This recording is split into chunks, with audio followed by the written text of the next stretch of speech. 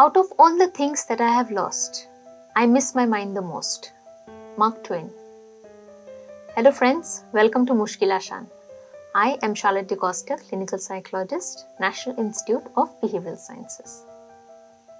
Today, we are going to discuss how our mental health is affecting our physical health.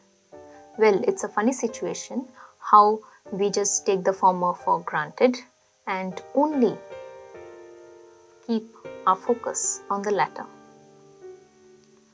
Everybody, especially middle-aged individuals, they try to boast about when they are sitting with their friends about who has the highest BP or who has a higher cholesterol value, or who's more diabetic than the other, and still how they are having sweets, or who's more stressed, how someone has a heart condition, the number of pills they take. These are the small talks we do. Are we willing to discuss the need for counseling, for psychiatric treatment, for stress management, professional help for stress management in the same group? Do we feel confident about it? No, because we fear labeling.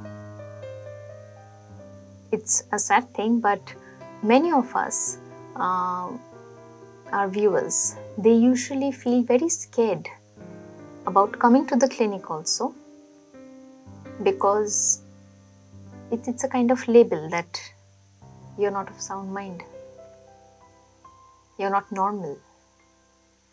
Well, whenever the question crops up, are we normal? I think the first question we need to ask ourselves is, what is normal? Where have we got this definition from? Who defined it for us? And why should we follow it? We take our mental health for granted because we don't see the connection between our mental health and our physical health. So today we are going to discuss that. How the former is actually influencing the latter. Now there is a change that we usually take in, especially during lockdown. Most of us are at home. So there's a change in schedule. Fear is there. So this fear, change, decision making, staying in a relationship, they sometimes are a kind of stressor in us. They act as a stressor. And because of these stressors, what we experience are certain stress overload situations. Because of these stress overload situations, we have certain immediate effects. Now, let us divide those immediate effects. First one, behavioral. Second one, physiological. Third one, psychological. And the fourth one, cognitive. Let us go back to the first one. Our first one, behavioral.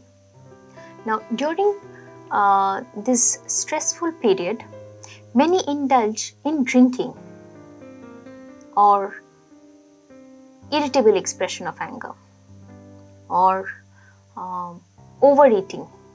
These are certain behavioral expressions. Psychologically, many of us feel anxious, many of us feel depressed. Physiologically, we lack exercise, we are usually homebound. All of us are homebound, but physiologically, how it takes a toll on us, many of us turn out to be very lethargic when we are stressed, and we increase fatigue. Cognitively, how it affects us? Our concentration reduces, and because our concentration reduces, many of us experience forgetfulness. Many patients come to us and say, we are unable to remember. So at that point of time, we actually have to point it out to them that there is nothing wrong with your memory. The information has not been registered in the first place because you were not paying attention while something was occurring or while you were trying to register it. If the registration of information is not taking place, how are we to recall it? If it's not there, there is nothing to reproduce. So our memory gets affected. When these aspects are getting affected, what else are we experiencing? Because of drinking problem, there is difficulty in relationship. Because of our lack of activity, sometimes there is physiological problems like heart diseases, obesity, cholesterol, diabetes, hypertension, and cognitively our functioning is much more reduced. We are feeling much more irritable than what we used to. So this again affects us. And how do we see the effects? We see the effects in terms of decreased productivity, decreased enjoyment, and decreased intimacy with our family members. Now, how can we change it? Well, stress will not go away. It's how we adapt to it.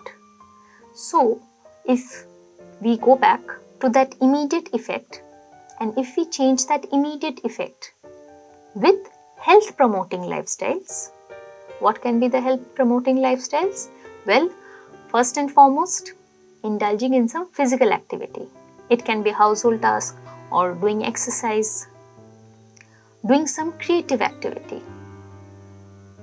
Third one, indulging in certain games or just talks with your family members or friends, rather than indulging in Facebook. It is much more important you spend at least 15 to 20 minutes just talking to someone over the phone. That goes way too much. If we are able to change our lifestyle into health promoting lifestyle, then we will see increased enjoyment, increased productivity, and increased intimacy. Stresses will come and go. It just depends on how we grow. So if you've liked this episode, do share, subscribe and like. And if you want to know something in more details, do write to us. We will definitely get back to you. Thank you. Take care. See you next week.